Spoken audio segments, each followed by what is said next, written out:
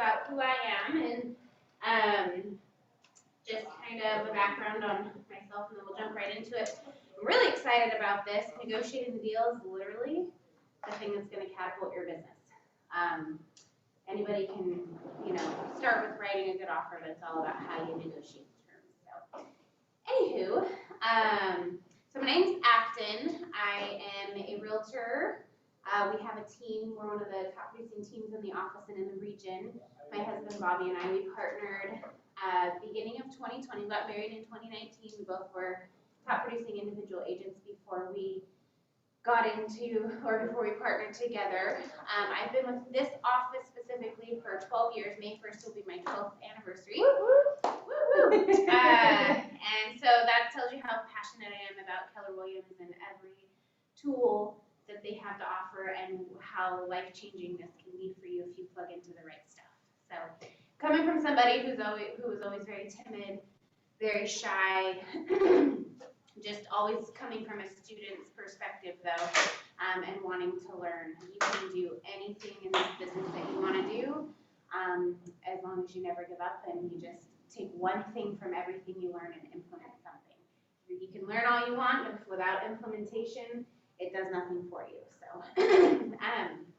anyway, so I'm just going to share with you kind of some things that I've learned through the years on negotiating the deal. We're also gonna, I think I need a clicker. There it is. Oh, bless you, Luke, thank you. I was like, I have to get up and go get that. So anyhow,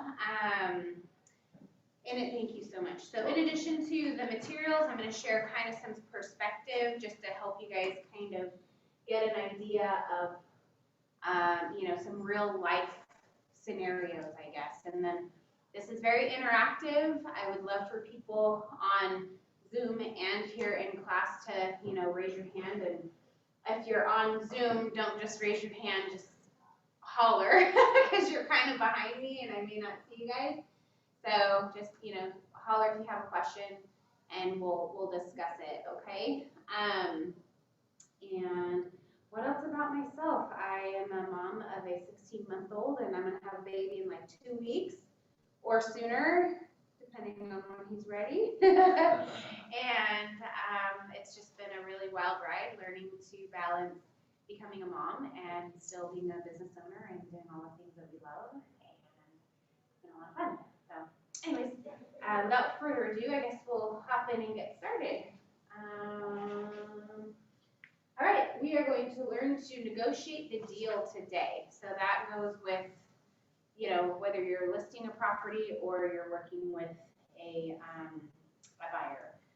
The first probably 4 years of my business was like all buyer based. So I've got, pretty good gauge on really what it takes to get an offer accepted, what it takes to keep an offer together, and really at the end of the day, what makes a win-win or coming to a win-win for buyers and sellers. Because at the end of the day, that's what our goal is. You can negotiate, be like the best negotiator, but really at the end of the day, when you make it a win-win, if everyone's winning, that's our whole purpose, and that's what's going to take you and continue on in this industry. Okay. Oh wait, I think I keep clicking stuff. What are we doing? Okay, so negotiate the deal. That's what we're doing, negotiating contracts. So what we're gonna do today in this session is we're gonna break down and apply tactics to tackle common points of negotiation and analyze and recall counter tactics to make the negotiation a win-win. And we're gonna examine the negotiation strategy of the 3 Ps. So the 3 Ps are really gonna, I guess, compartmentalize the process of negotiation. So preparing, presenting, and your position for why you're proposing what you're proposing in a negotiation. And we're going to employ those strategies through practical application. Being that there's not too many people physically here in the room, we're probably not going to break out into groups to practice this. However, what I would really love is if you guys, after the class, have time to break out with someone just to kind of practice these negotiation tactics, I think it would be really, really beneficial for you. In previous years, there wasn't a lot on, on Zoom or anything where we could break out and do these kind of practice sessions. And it's all about your basic foundational principles, which Luke has heard me say that a bunch already. Luke is one of our newest members on the team, by the way. So, and anyhow, but when you have a strong foundation as far as practicing scripts, practicing your, what you're going to be doing when you get out and actually talk to your clients, that's where you're going to fumble less and where you're going to be successful much quicker. I'm all about failing forward. I'm all about learning as you go. But the more practice you put into it, the further ahead you guys will be. Okay. So let's see. So the negotiation, it's an integral part of most of the real estate transactions. It's a pivotal point in the transaction, and it's important to find a common ground to strive for and win-win agreements. There's a lot of times you guys may find that agents and sellers or agents and buyers are very firm on where they stand and they're not willing to budge. Of course, everyone has their bottom line and everyone has their line in the sand, but what we're looking for is the common ground and the win-win for everybody. So the more flexible you can be, the more questions that you ask, the right questions that you ask, will help us get to that win-win negotiation, okay? Let me see here, I don't know what page. Okay, I think I'm finally on this page. my curriculum or my packet of information is totally different, has different pages in your guys', so forgive me if we're not on the same page here. All right, so first thing we're going to do is break down the common points of negotiation. So the 3 P's is really what we like to do. So common points are to learn how to apply these tactics and tactical common points for anything that you do, whether you're just negotiating kind of in life or in business, writing an offer, negotiating repair requests, getting extensions, things like that. Okay. So a couple of things to consider here, and I think I probably need to turn around so I can see this thing. So consider, how can your ability to negotiate affect the outcome of the deal? What are some of the ways that you negotiate in your everyday life, right? So you'll probably negotiate with your kids. If anybody has kids older than like 1 or 2, you're negotiating with brushing their teeth and bedtime and what they're going to eat, right?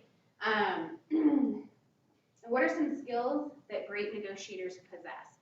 So I'm saying these things out loud. I know they're on your packet too, but I really want you guys to start thinking about that. Like, people that you think would be great negotiators, what are some skills that you think that they've mastered?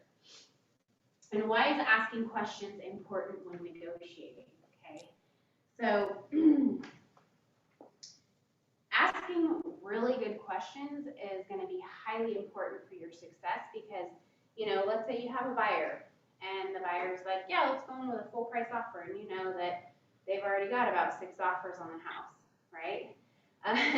So going in with just a full price offer is probably not going to do it when you know everything's going over the asking price.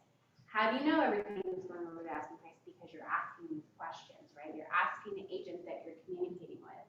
You're doing everything you can to get as much information up front so that you can properly educate your clients and you can properly negotiate with the other party, right? So the negotiation doesn't start when you're ready to write an offer and you're going to negotiate with the other side. The negotiation really starts with your own client, okay? And it might sound funny, like, what do you mean I'm negotiating with my own client here? Well, you're negotiating with their reason, with their logic and their reality, giving them the information so that they can come to the terms of where they need to be to make this, offer work. For instance, somebody wants to write a full price offer on a property and and then they're like, well, we want to close in, 30 days and we're going to offer, the house is listed at $600,000 and they're going to write an offer at $600,000 and then they're going to leave everything else standard in the contract and they want to close in 30 days and just make it a very basic deal. Well, you've already talked to the agent and you found out they've already got 5 offers on the house. The seller's looking for these terms. This is why the seller's moving. This is the seller's motivation. motivation, you know, they need to close as quickly as possible because they've already identified their replacement property, they're already in contract with their replacement property, and they're set to close on this date. So they need somebody that can move quickly, they need somebody that's gonna be flexible, and of course, most of the time, price is always gonna be one of the most important factors. Not always, depending on the motivation of the seller, but most of the time, right? So when you have that information, you can take that to your client and say, you know, if you really love this property, my recommendation is that we make an offer over the asking price, and here's why. Okay, so you start with your P, your first P. Let me go back to it. Prepare. Yes, prepare. So you have to think on both sides. Okay, what do I need to find out from the seller? What do I need to find out for my buyer? So you got to think ahead rather than just talking to your client and saying, and rather than the back and forth and the back and forth and the back and forth that you may not have time for, and that can also feel very uneasy, and that you may not get all the information. Sometimes you only have one opportunity to talk to a listing agent if you're writing an offer as a buyer's agent. And you're lucky sometimes if you get somebody on the phone. A lot of people don't answer their phone these days. So when you pick up the phone or when you text somebody, be very intentional about what your call and what your questions are. When I have a hot listing and I get about 40 phone calls in a day, and I have somebody leaving me a message saying, hi, my name is so-and-so from blah, blah, blah Realty. I have some questions on your listing at 123 Main Street. Please call me when you have a second. Those are the very last people that I respond to because they have not asked me any specific questions at all. They have not, you know, it's just like, oh, I'm calling about blah, blah, blah Main Street. Call me when you get a second. No, I'm going to respond to the people that have already brought me their questions and have already been very specific with what they need. If I get a voicemail that somebody says, and my voicemail also says, for a quicker response, please text me. Okay. And so people that text me get their responses answered first. I do my very best to answer my phone and to respond to every single call that I get because I want that reciprocated for me when I am trying to get a hold of somebody, when I'm trying to write a successful offer or whatever. So I do my very best to have that service level on with other agents because I know that these agents, it's not the first time or the last time I'm going to be working with these people, right? So your integrity with other agents is going to be highly important as well. So you start with your integrity and being very intentional. So when I get a voicemail that says, how many offers do you have? When are you reviewing offers? What's the highest offer you have? So we know if we can even compete. And is there anything else I need to know that's not in the MLS? Is there anything else I need to know that's not in the MLS? If people ask me questions that are already clearly in the MLS, I'm going to refer them back to the MLS. And I try to put as much information in the MLS as possible to mitigate the questions that people ask.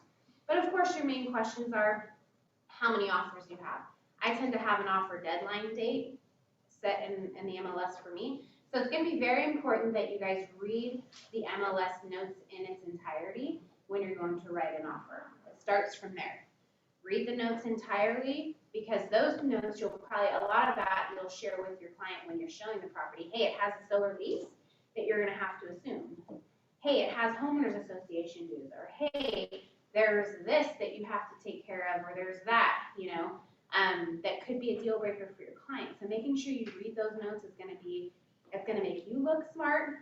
And if you ask silly questions, it's going to show, that's your character of how you're starting a conversation with an agent. And when I have somebody that asks me a lot of questions that are already in the MLS and they're not reading the notes and they're not looking at the attachments, there's a little paper clip at the top right when you're looking through properties on the MLS. There's attachments on there. Click on those and read those. It could already have inspections on those, okay, which would be highly important for your clients to take a look at. It could have information on a solar transfer or anything else like that.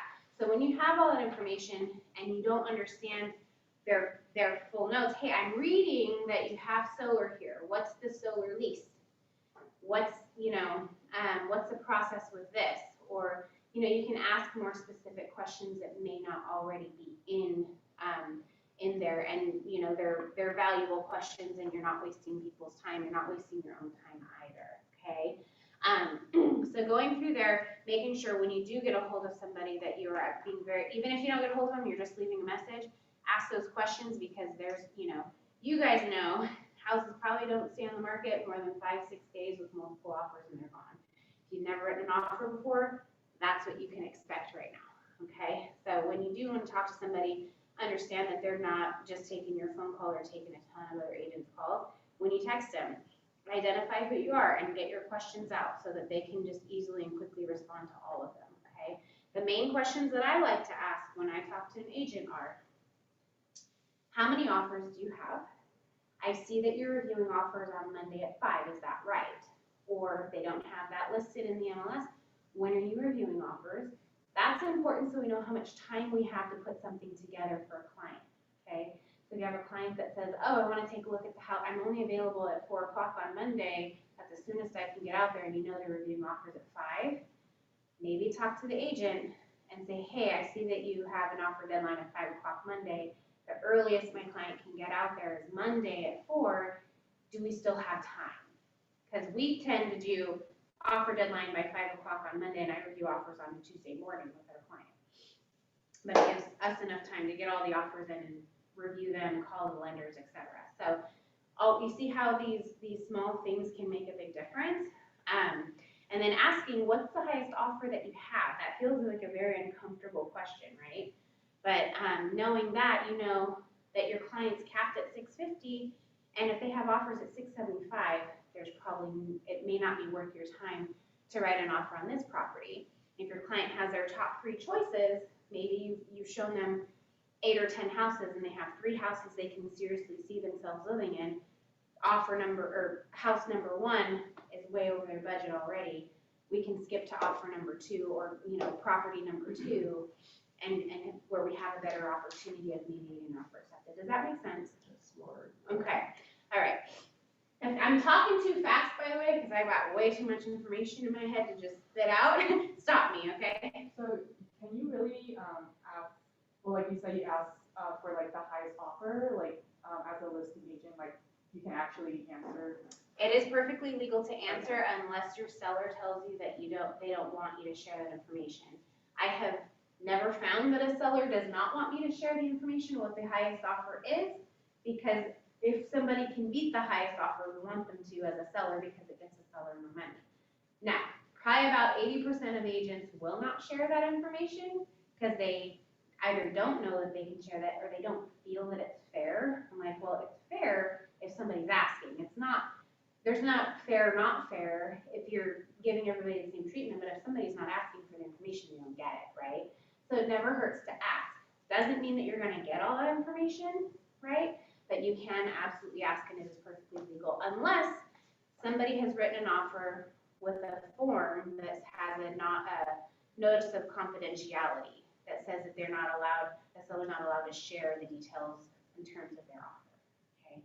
But it is perfectly legal to share that information, absolutely. When would be a scenario where you wouldn't want to share the offer price? Maybe if you have a bunch that are just like full price and you're trying to bump it up, and you're like, hey, we have a bunch of offers are right around the asking price, do your best. But that's on the listing side, and you'll use your judgment and go, I'm really trying to bump this price up. I don't know that I want to share that all the offers are under the asking price or something, which is highly unlikely unless you have a house that's just maybe overpriced or a house that's maybe not in great condition. That's kind of a one-off sort of scenario, okay? So what else? How do you deal with people that don't want to disclose the current offer price?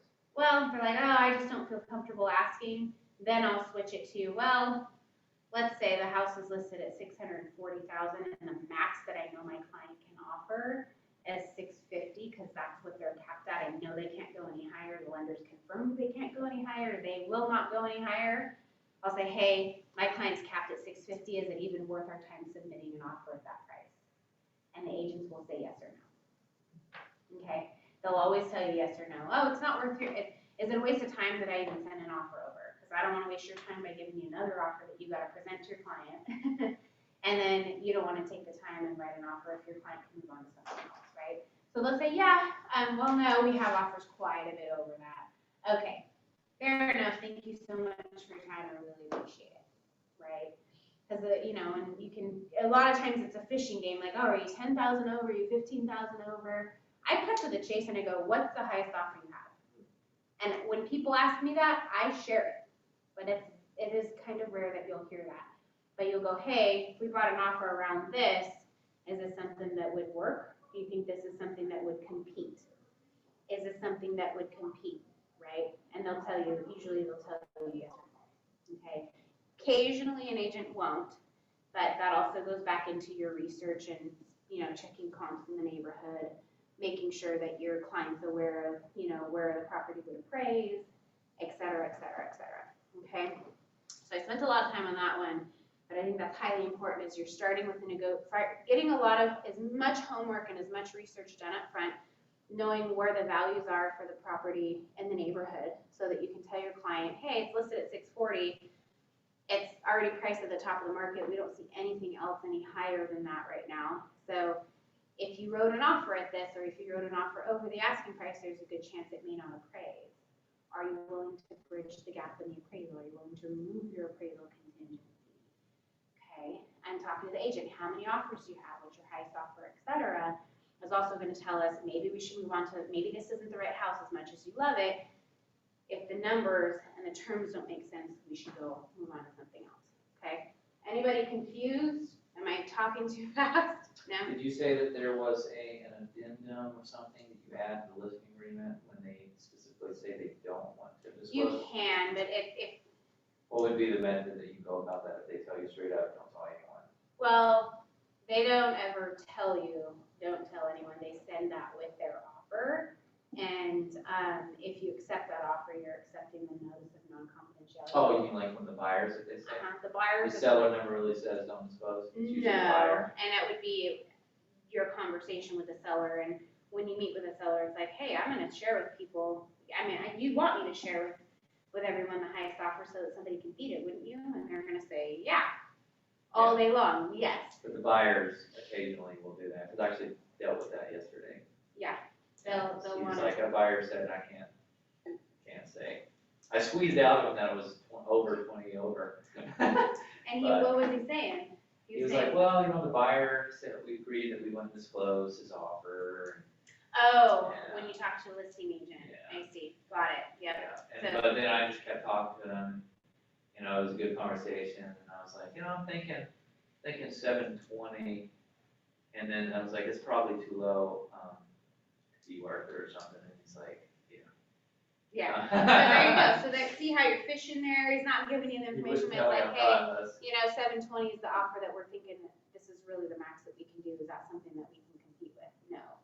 Okay, would 730 do it?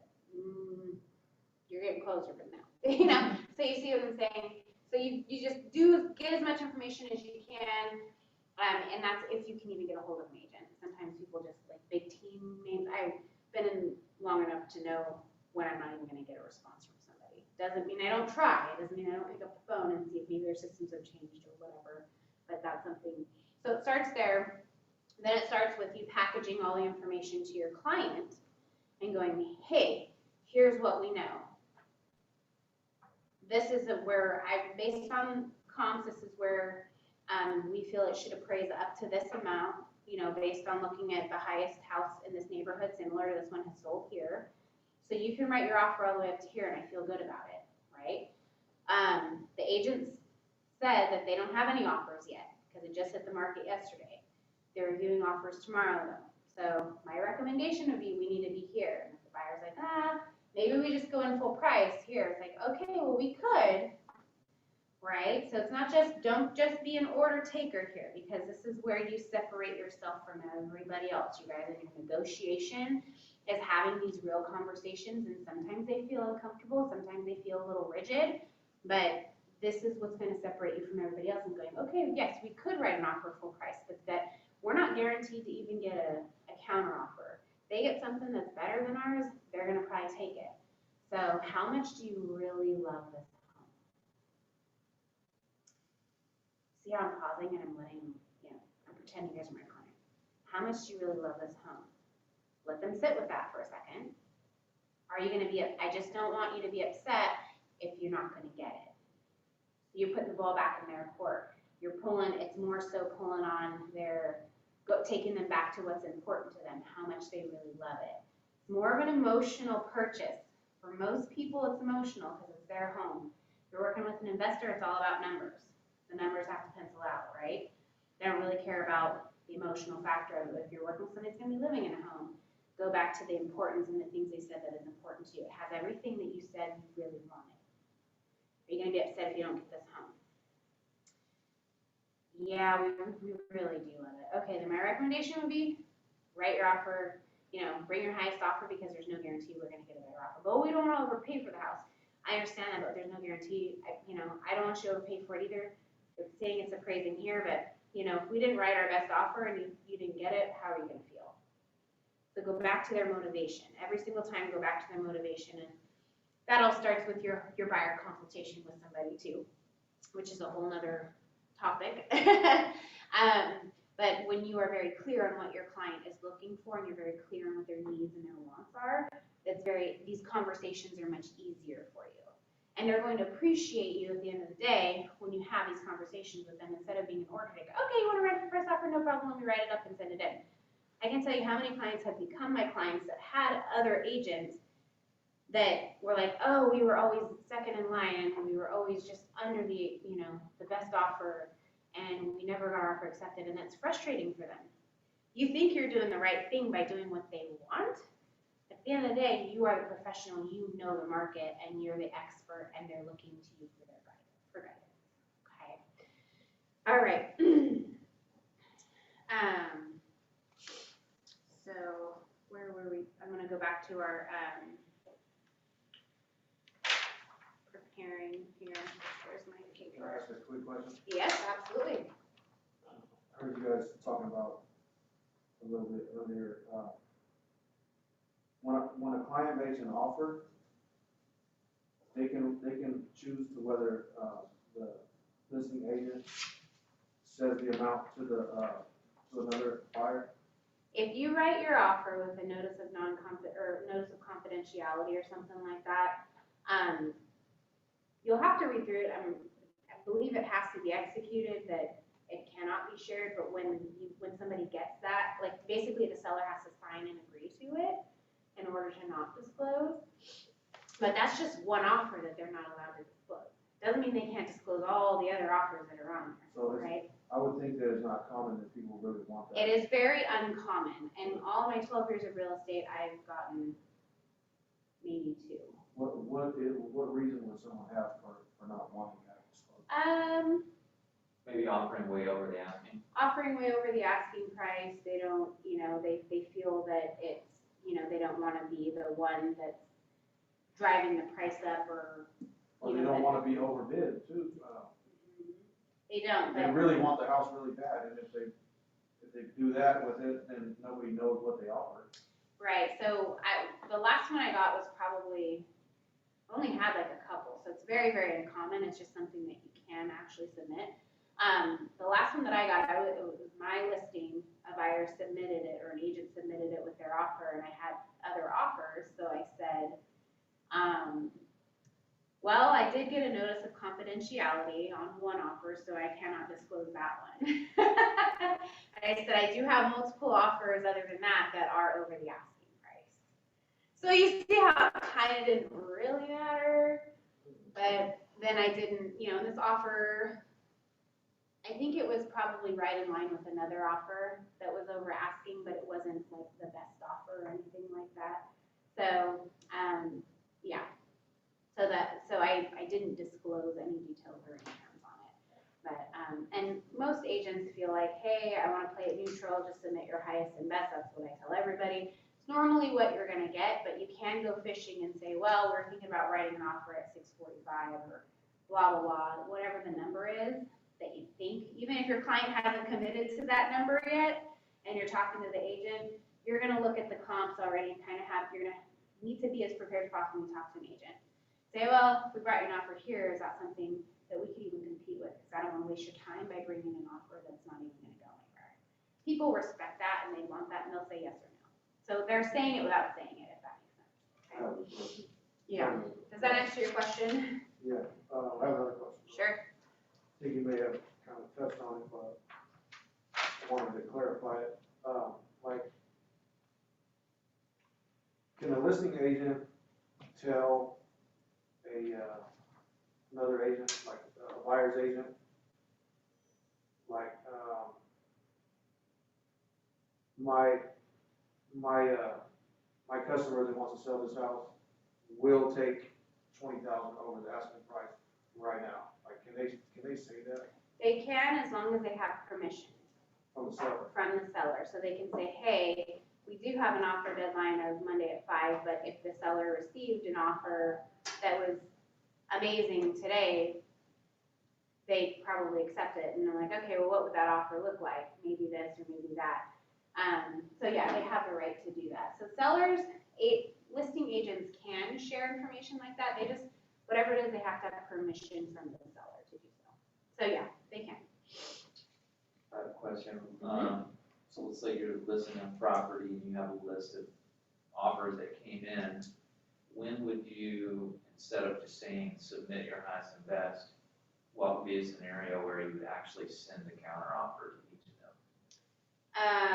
Well, that's gonna kind of depend. It's a case-by-case basis. So my recommendation usually as a listing agent is I always recommend we counter the top 2 to 3 offers to see if we can get it a little higher, one, and to see if we can get the terms a little better. So we're countering maybe having people remove an appraisal contingency because we know that prices are being, anytime a market is going up like it is, we always run into appraisal issues where appraisals may fall short of what we're in contract for. So having some sort of a gap bridged from a buyer and an appraisal contingency, or having that appraisal contingency removed altogether, is going to be one of your top negotiation tactics with a buyer, okay?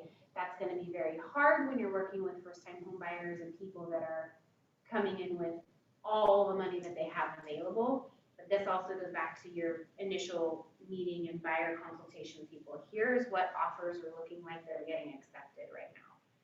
People are offering over the asking price. They don't care if it's worth it.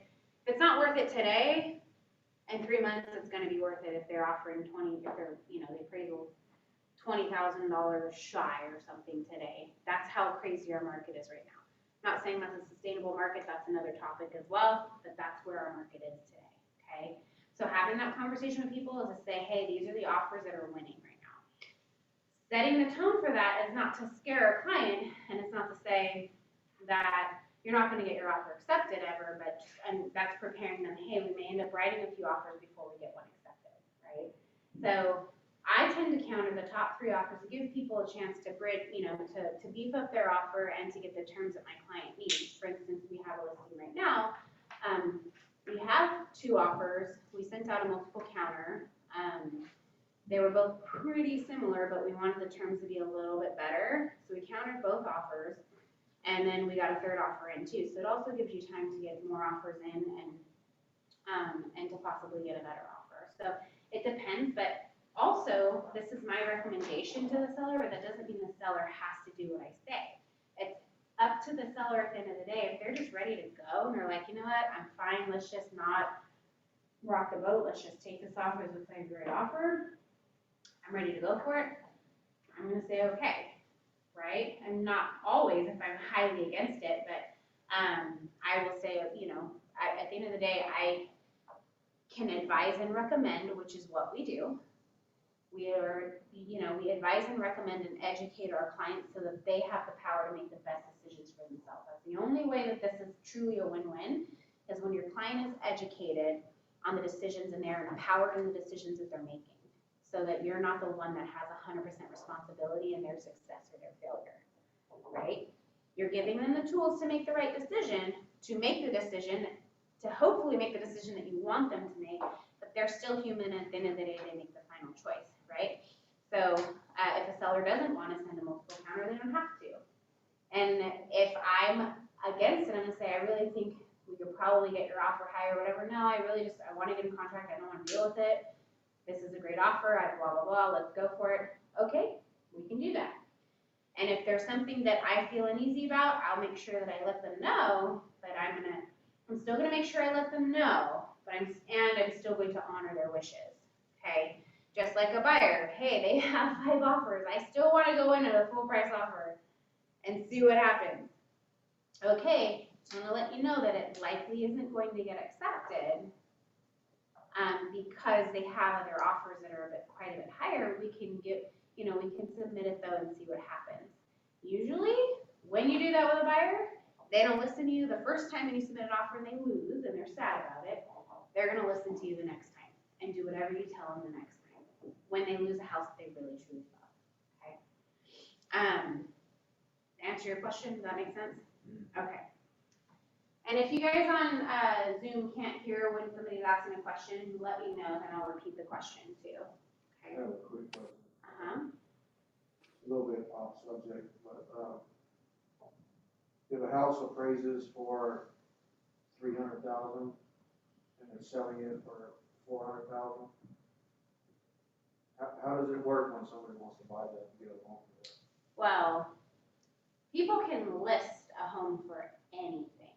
That doesn't mean it's actually gonna sell for that, doesn't mean that they're gonna get any activity for that, doesn't mean that they're gonna sell it for that, okay? But it is a free country, people can list their property however they want, right? Sit on there for a couple of years. So in a market, when you do see, and it just, that goes into kind of your negotiation or your consultation initially with a seller.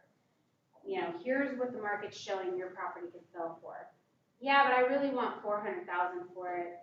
So it's kind of like at that point, it's a business decision for you as an agent to take that listing.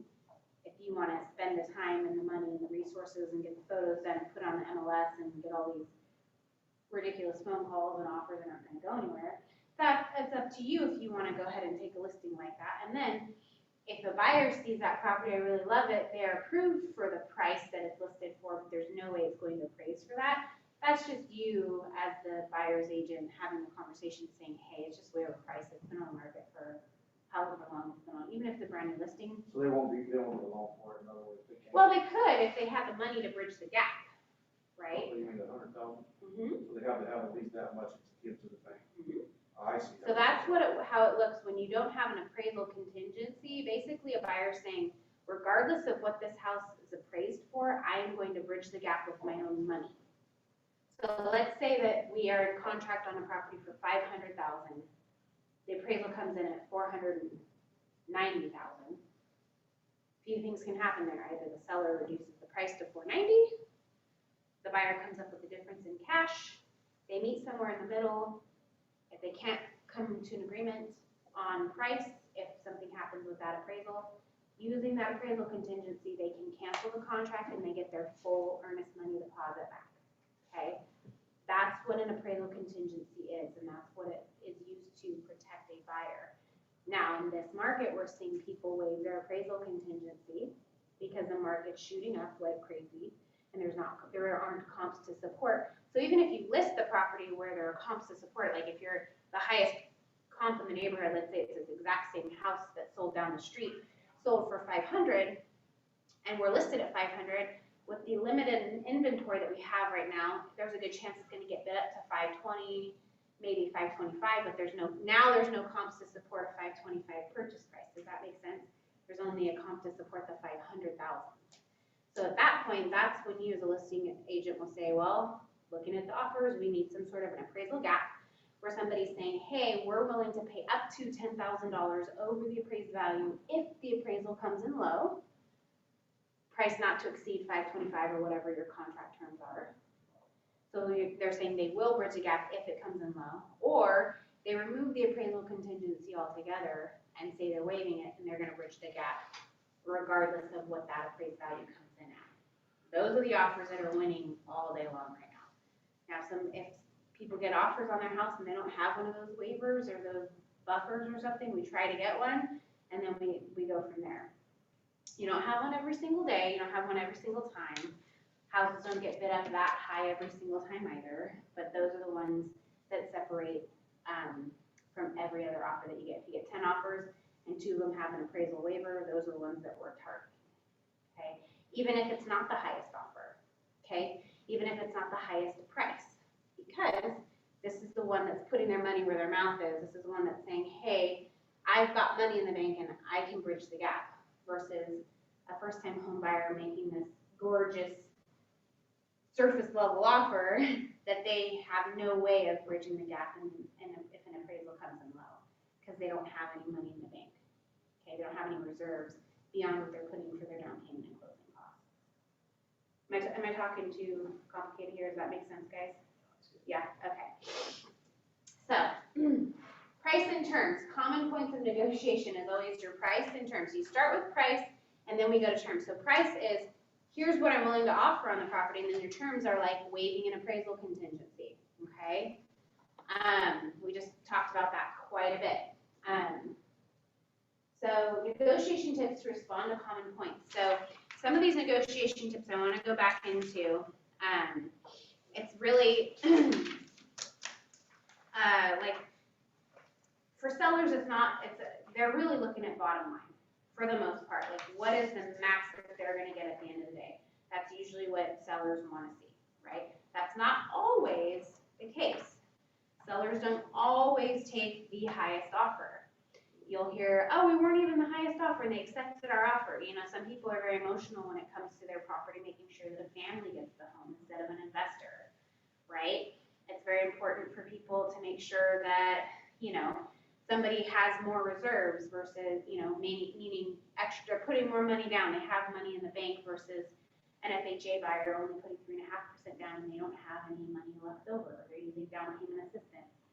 So those sort of factors play into when a seller accepts an offer.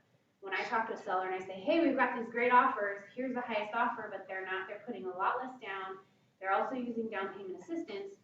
That tells me that if there's any issues with the house, we're likely going to have more negotiation with a buyer that's using down payment assistance because they don't have any money to make small repairs themselves, versus somebody putting like, you know, 20% down and they have an extra 100,000 in the bank or an extra 20,000 in the bank or something. Small little nitpicky things are going to be less significant to somebody with more money in the bank because they have the reserves to do that later on. Does that make sense? So you're looking at the big picture. And then when you talk to a lender, when you're a listing agent, you talk to a lender, you're always verifying a buyer's pre-approval. How long have they been on their job? How quickly do you order an appraisal? Can you close in 21 days? You know, if they have a 21-day close written on the contract, you want to verify the lender can close in 21 days. The lender says, no, sorry, they're using down payment assistance. It's going to be 45-day close. Well, that's important to know because that's doubling your escrow time for a buyer or for a seller who's probably making plans to move and buy another property or something, right? So asking a lot of questions and going from there.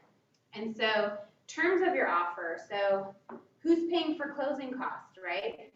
What's our closing date? We just talked about that. The sellers right now usually want to close the faster the better. But when you do talk to an agent, if you get in touch with the agent and it doesn't say anything about them needing a rent back or that they're buying a replacement property, ask those questions. Do they need a rent back? Are they purchasing a replacement property? Because if they are purchasing a replacement property, maybe they do need a 30-day close instead of 21 days.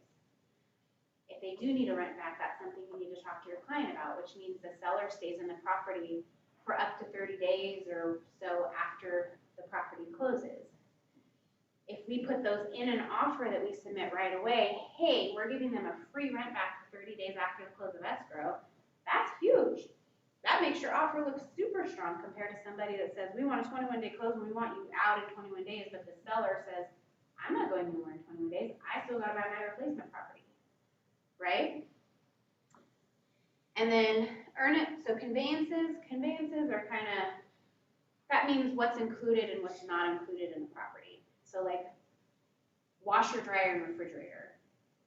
Anytime a client says, I really want the washer, dryer, and refrigerator for this house, it's really nice.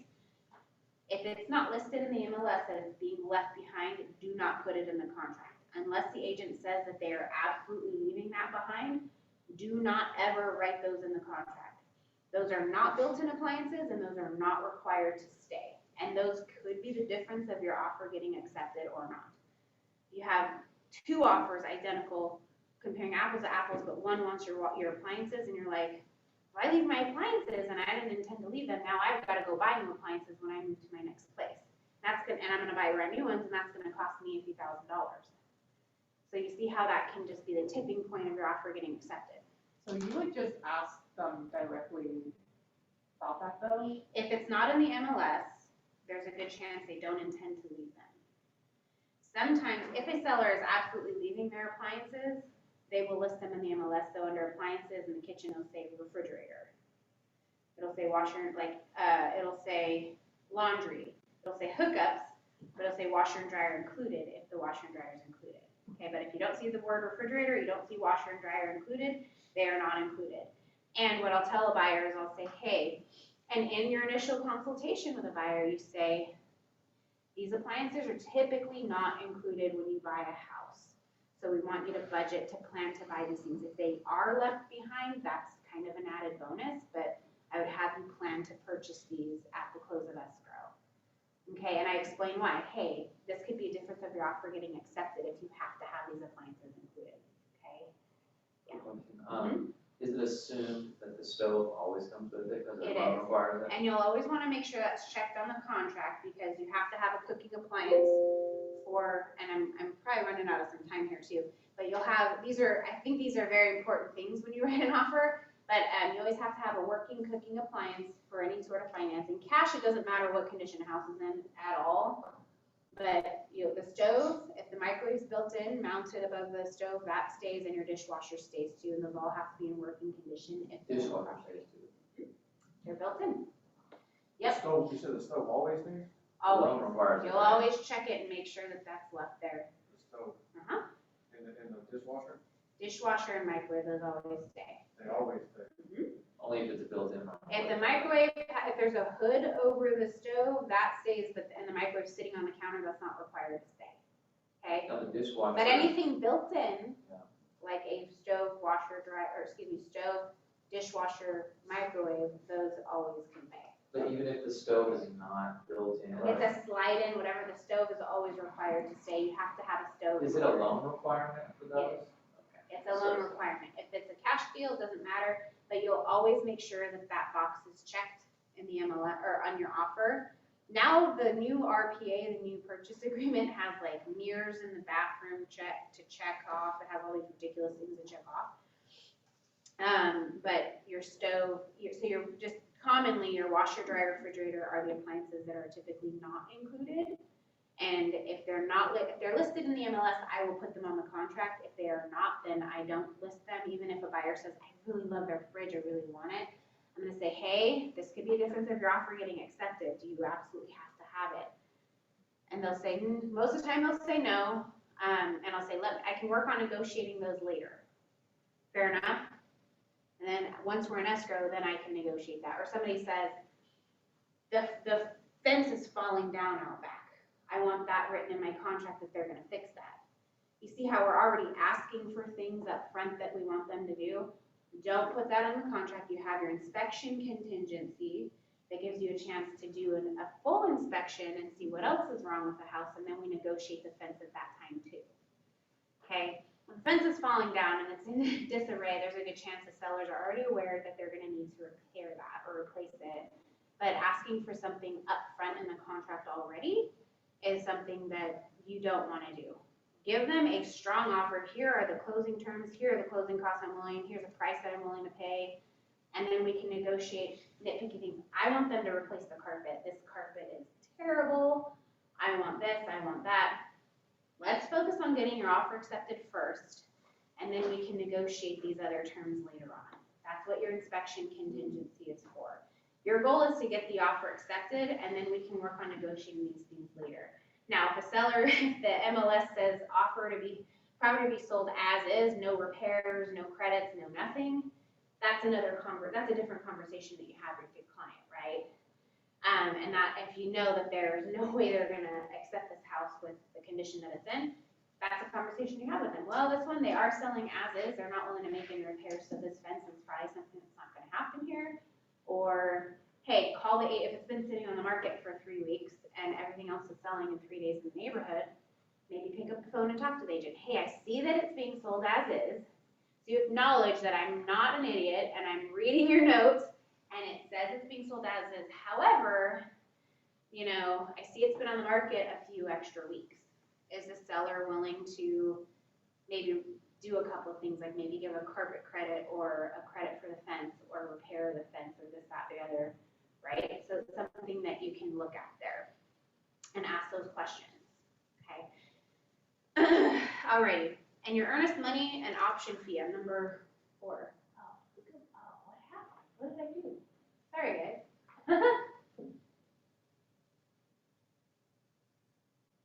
I don't know if I'm on. But anyways, going back to your earnest money deposit. So when you write an offer, you always have an earnest money deposit, and it's a minimum of 1% of the purchase price. So that money goes towards your down payment and closing costs at the end. It's not extra money, but that's like, once your offer is accepted, you have, your deposit goes into escrow and it sits there. Your deposit's protected with your contingency period, okay?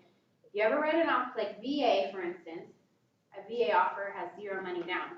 So a lot of VA offers, you'll see they'll put like $1,000 deposit or $500 deposit. As a listing agent, I'm gonna say, that's not enough skin in the game. That's not gonna pay my mortgage if for some reason you decide to cancel. And that's not enough reason for me to pull my property off the market and give you a chance to buy it. So your deposit's typically minimum 1% of the purchase price. And then that money goes towards your down payment and closing costs. And if there's any of that money is not used, let's say you get your closing costs covered in your VA and you don't have a down payment or something, you'll get that money refunded back to you at the close of escrow. But that is showing your motivation and how serious you are as a buyer up front. So a lot of investors will put a $10,000 or $20,000 deposit and we're like, whoa, these guys are serious. These guys are really motivated. That makes your offer look so much stronger. So minimum 1% deposit, you'll always want to write. But you can make it higher too. And again, that money goes towards your down payment and closing costs. It's not extra money floating around. It's just you're putting more money up front than you are, at the end with the rest of it, okay? Moving on. So we're not going to do any role play here today. But I do want to touch on the 3 Ps, and I want us to focus on that because this is going to kind of systematically help you, I guess, in your negotiation tactics, right? So first you prepare to negotiate. So you're going to brainstorm. You're going to think, okay, specific property, 123 Main Street. What does my client need to know? What does my client, if it's a buyer, what does the buyer need to know about this property? They need to know what it's actually worth, so you need to pull comps in the neighborhood and see what it's actually worth, right? They need to know how many offers, they need to know where their offer needs to be a winning offer, what the details of their offer need to look like, okay? And they need to know how fast they need to close and what terms the seller needs. So you're gonna start with your client first. Then you're gonna go to the agent and go, okay, what questions do I need to know from the agent to be able to represent my client the very best? As much as you're always looking for the win-win negotiation, that doesn't mean that you're doing what's best. You're representing the seller by any means or whatever, you're representing your client, but looking for the win-win, the common ground is how everybody's gonna win at the end of the day. If you're all for your client, only for your client, you're not thinking about anybody else, that's not usually, it's not a winning mindset to be successful, truly, okay? So we already hammered this like hardcore on being very intentional on the questions that you're asking an agent, okay? When you know what your client needs to know, that helps you discuss what you need to ask with an agent. And that's anytime I show a house, I'm like super enthusiastic. I always pick up the phone, whether I think they're going to answer or call me back or not. Because even if I don't physically get to talk to somebody on the phone, sometimes they leave me a message, I will text them back, but I remember who they are, and then that coincides with when they bring me an offer and sort of the dynamic that I've begun with my relationship with that agent. This is a relationship industry, you guys. If you haven't discovered that already, you certainly will. It's all about the relationship. So when you can bring somebody a solid offer, you can, ask great questions, those are people that I wanna work with over and over again. It's people that are solid, that aren't gonna send me a ridiculous offer, that aren't gonna nickel and dime me, that aren't going to, you know, be incredibly difficult to work with, and they're gonna bring a clean offer, okay? That's who I wanna work with over and over and over again. But if somebody's bringing me an offer that's incomplete, where my information's not filled out on the last page, where you don't have certain boxes checked, you don't have who's paying for city and county transfer taxes, homeowners association fees, et cetera, I'm like, well, if you're already missing things on the contract, this is kind of a character thing on how it's going to be working together in the future. So that's if you're a buyer's agent or if you're a listing agent, that transfers over. So be incredibly thorough with everything that you're doing, okay? So when you're preparing to negotiate, you think about all these things. You have to think way in advance, okay? Think about, you know where the market is. It's your job to be a market expert. And if you're not a market expert, you learn really quickly, and that's pulling comps in the neighborhood, asking a lot of questions, right? And then, How far do you go back on comps no more than 6 months. for, closed transactions? If you have to though, right? Because there's recent ones you look at. Your most recent ones are gonna be more relevant because the market is moving and shifting in price so much. Your most recent ones are gonna be more relevant, but an appraiser looks 6 months back, okay? You use a zip code when you do that search? You're gonna do a half a mile radius. Now, if you're not getting any comps within a half a mile, you can go 3/4 of a mile, and appraiser will go 3/4 of a mile. If it's country property, like an acre or more, you go up to 2 miles out. But you start smaller and you go further out. Is it the same for the time frame as well? Yes, if there's no comps, but your standard is always gonna be a half a mile out, and it's gonna be 6 months back. There's more parameters with that, but that's kind of the basic starting point there, and that's another class too with pulling comps.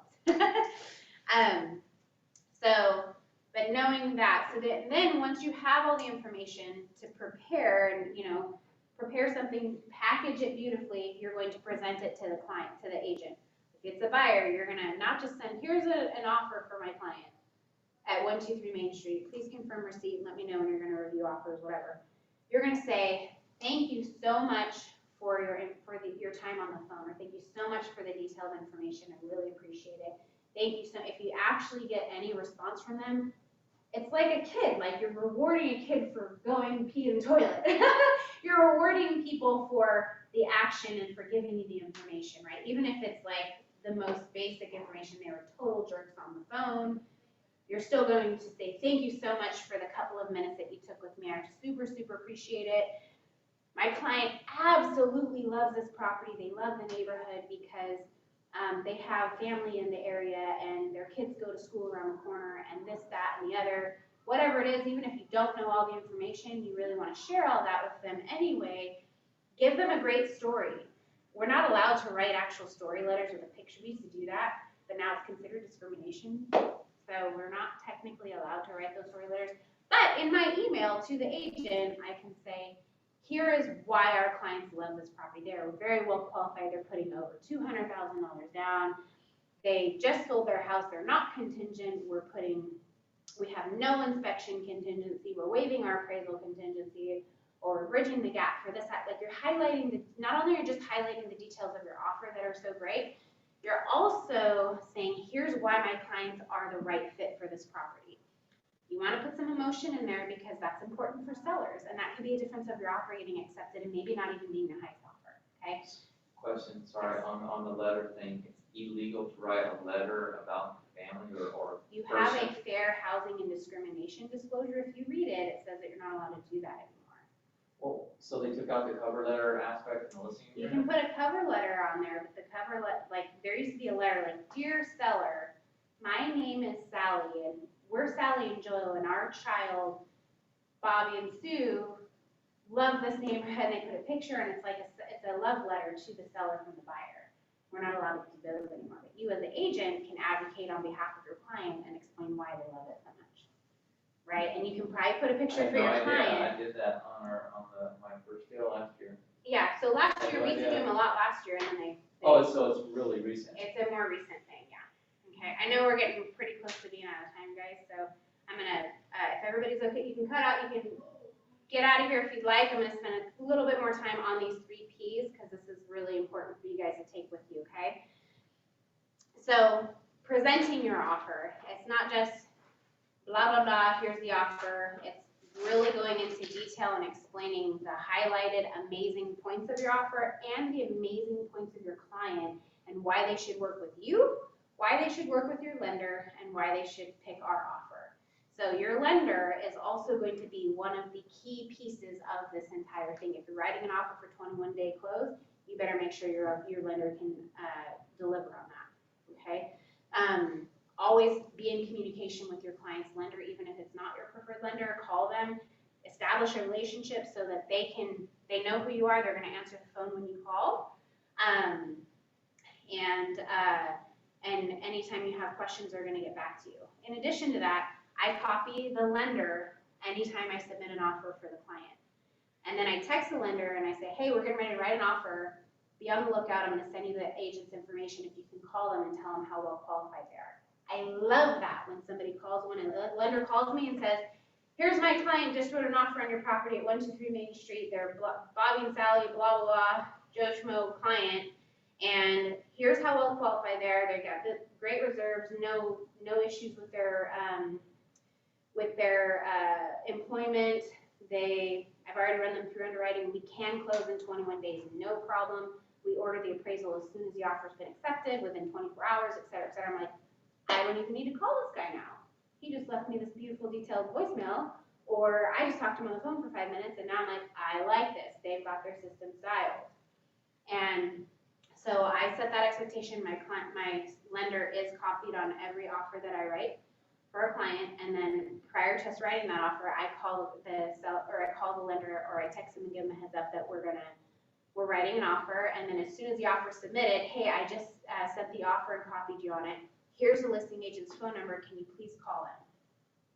And so also in my email, when I send it to the agent, I say, we're approved with our preferred lender at Golden One, blah, blah, blah, blah, blah. He's copied on this email. Feel free to reach out to him with any questions. Even though I say feel free to reach out to him, I'm going to have the lender call them anyway, okay?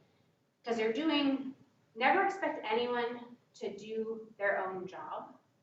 In this industry, this is kind of a sidebar. Never expect anybody to do their own job. Always expect to do everyone's job, because you'll never be disappointed, and it'll be a breath of fresh air when people go the extra mile. And I can't tell you how many people don't go the extra mile, and this is going to separate you from everybody else. They're going to say, I like this agent. He is super on top of it. I like this agent. She is great. I love this lender. They're great. They're a great team. And look at how beautifully written this offer is, and this is how much they want the property. This looks great. This is a great package here. So when I'm a listing agent, I don't even have to sell anything because it's right there, right? Okay, so when you present your offer, here are my details. That's your second piece. So prepare is the first one, planning ahead, getting all the information up front, presenting. I don't know what slide this is. I totally didn't go off any of this, guys. Position there, in the top left, it says position. Okay. And you go back one, it's position as well, position.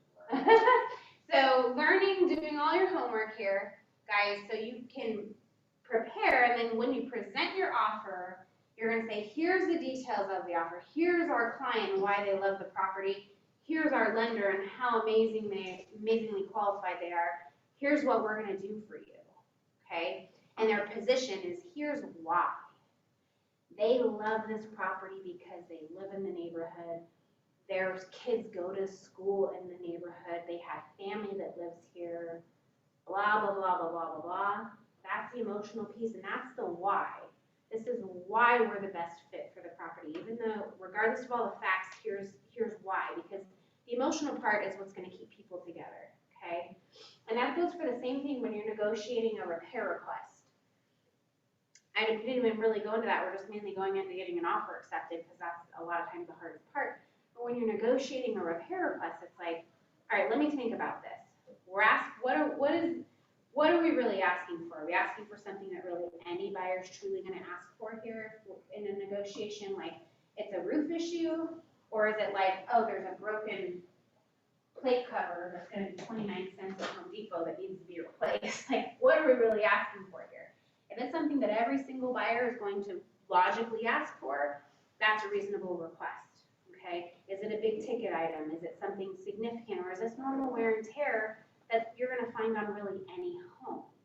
So that's your position. When you start with your position, that's a conversation you begin with your client, and on the other end, either with a buyer, that's a position you begin with your client, and with the seller, you're also gonna go, okay, are these requests valid? Are they, are they being nitpicky, or is this something that if we didn't work with this buyer, the next buyer's gonna ask for the same thing too, right? So you have to, that's where the win-win comes in. That's where the win-win comes in for everyone is, let's not nitpick it, because yes, we're in contract, but they had 7 other offers too. So they could cancel with us and go to somebody else and say, hey, we're not doing any of this stuff, right? So then when you present your facts, hey, we're asking for, we want the termites taken care of because termites are a big deal. We want the roof leak fixed, or we want X, Y, Z. And our position on that is because this is really anything that any buyer is truly going to ask for. This is a structural thing. These are big ticket items, and it's more than just normal wear and tear. So when you're a buyer's agent, you explain that and say, hey, these are reasonable. We feel that these items are, there's many other items that are of concern for a buyer in the inspection reports that we're giving you to look at. These are the most important ones, and we feel this is more than fair to ask for, being that we wrote our offer $20,000 over the asking price. We're closing in 21 days, et cetera, et cetera, et cetera. You see, that's your position. That's why we think this is more than fair. We're not just saying, here's our repair request. Tell me what you think. X, Y, Z. We want 1, 2, 3 items taken care of. That if we can add that position in there, when we prepare in advance and bring a truly important and truly methodical repair request, here's the few items that the buyer's asking for. There's many other things that they're overlooking completely and they're willing to take on their own after close of escrow. These are just the most important things that we feel are more than fair, that really any buyer's gonna ask for, and being that we wrote the offer $20,000 over the asking price, we think this is fair. Talk to your sellers and let us know what you think. So there's your position, there's your items, there's your position, and this is why. Does that make sense? Your position is why we need it the way that we need it. Any questions on that? Okay, so these 3 Ps, it's on, I don't even know what page it's on with mine. It's gotta be on here somewhere. We're gonna go through and find it. Employ the 3 Ps. They're having you break down your common points, examine your 3 Ps of your approach to negotiation, analyze and count your counter tactics, recap, and create your success list. I'm trying to find the actual, well, here's your scripts, but I'm trying to find the one that actually has the 3 Ps there. We don't have it. It's on mine. But anyways, write it down, prepare. So that's thinking ahead. Presenting is what you're actually offering or requesting. And then your position is why we're requesting this and why why we need this done. So if you start that before you even write an offer, before you even review an offer with the client, so writing on the buy side, reviewing an offer on the sell side, when you get a repair request on the listing side, is this something reasonable that any buyer is going to ask for? What are we looking at here? What's our timeline if we were to cancel and put it back on the market and do this all over again, right? And then the position on why. That's where you come to the win-win. If you're not asking for something unreasonable, if you're not being unreasonable in what you're, willing to accept, I guess, on the sales side, that's where the win-win comes into play. And probably 90% of the time, your client is going to take your advice and they're going to lean in more so to the advice that you're providing versus their own, thoughts. So it's very important for you as the agent to make sure that you're preparing in advance, so thinking ahead, thinking about what might happen. For instance, if you're negotiating a repair request and the seller's like, I really don't want to do any work to the property, well, there's your preparing in advance going, we know he doesn't want to do any work to the property, so what's something else we can do to mitigate that? Maybe we give them a credit. And if we don't give them a credit, they may likely walk on this property, so we'll have to cancel the contract, put it back on the market, do this all over again, and the same buyer might ask for those same items, right? So how is this really gonna be worth it for us to cancel the contract and move on? So see, that's where your planning in advance comes in, when you talk to your client on the sales side too, not just on the buy side, and sellers wanna make sure that, hey, we wanna make sure you're negotiating for me in my best interest. Saying yes to something is in their best interest at times. Putting the house back on the market isn't always in their best interest. If they have to be somewhere within a short time period, if we're gonna do this all over again, and we're gonna end up having to negotiate the same terms all over again too. So being okay to have those conversations. So when I meet with a seller, I say, hey, it's my job to negotiate. Like, if a seller specifically says, I don't wanna be nickel and dimed for all these small little things, it's like, well, that's what you're hiring me for. You're not just hiring me to get your house in the contract, you're hiring me to negotiate for you.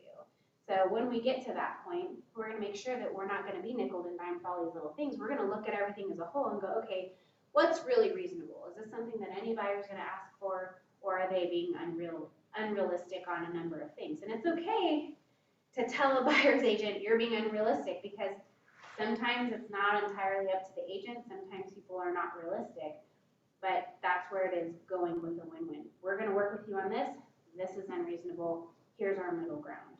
Does that make sense? Any questions on any of that? So these 3 Ps are gonna be like your main items anytime you're going in for any sort of negotiation. Prepare, present, and position. So know what your outcome is, know what your end goal is going to be to, before you get started. Make sure you're informed, make sure you're, obeying the law, of course. All the documents that you're filling out, make sure that you understand them inside out, okay? Think ahead and set the clear expectation for your client. If they're asking for a bunch of nitpicky items and they're not willing to not put those on the contracts or on the offer or on a repair request, say, okay, well, we'll go and we'll ask for these things just to let you know. They may not, if the more that we add on here, they may say no to everything. Versus if we can ask for really serious items that are very significant to you, they may consider those items. But if they see this laundry list of 20 different things and most of them are nitpicky small items, they may not agree to anything. Does that make sense? And if they're still adamant about adding that on there, do it. And then call the agent when you know it's ridiculous, because you at some point will get a ridiculous, unreasonable client, and it is still your job to represent them in the manner that they want and respect their wishes. You'll call the other agent and say, hey, I'm sending you this repair request. Please just tell me what's important. I advise my client this. I know that we're asking for a lot here. Just talk to your sellers and let me know what you can do. You see how you're protecting your reputation as an agent, and you're also saying, hey, please don't just throw this away and cancel on us. We want to make it work. Okay, I'm just appeasing my client. They wanted to put all this stuff on here. I told them it wasn't a good idea, but they wanted to anyway. You see how that dynamic changes rather than just shooting off an email and just waiting for somebody to get back to you? Okay, it's all about the communication and the conversation, okay? Quick question. Yeah? Have you ever been in the scenario where someone comes in removing all contingencies and then in the middle of escrow threatens to back out and just pay the interest money? Unless you pay credit or something. No. That's a very, No, I mean, because I feel like some people might do that just to make their offer look good, but they're willing to lose $6-7 grand. no, people are never willing to lose their deposit ever. Sellers want to keep that deposit when a lot of times, and most of the time they can't. It's more so you have an issue with the sellers releasing the deposit than you do with the buyer being okay losing their deposit. Buyers are never okay losing their deposit. So no, not usually. Mostly what we find though is that people write these ridiculous offers that are way over what it'll appraise for. They're not willing to bridge an appraisal gap. They're just trying to get their offer accepted, and then, oh, when the appraisal comes in low, they have to drop the price, which is not true. A seller has a right to cancel if they get 1 penny less than what contractually they had agreed to originally, right? So it's not good for a buyer because they're gonna spend $1,000 on inspections and then, $500 on an appraisal. They're gonna lose. So if you can't control what an agent is advising their clients, you can do your best by putting it in an email and calling when having a conversation. to hopefully get the buyers to be more reasonable on the stance on things. However, you can only control as much as you can control, and it's usually with your own client. Starts with you and your own client, and being as prepared as possible. And the explanation process and the education process with your client is going to take you miles and miles and miles, and that all begins with your initial consultation with the client, whether it's a buyer or a seller, before you get to a contract, the point of writing a contract.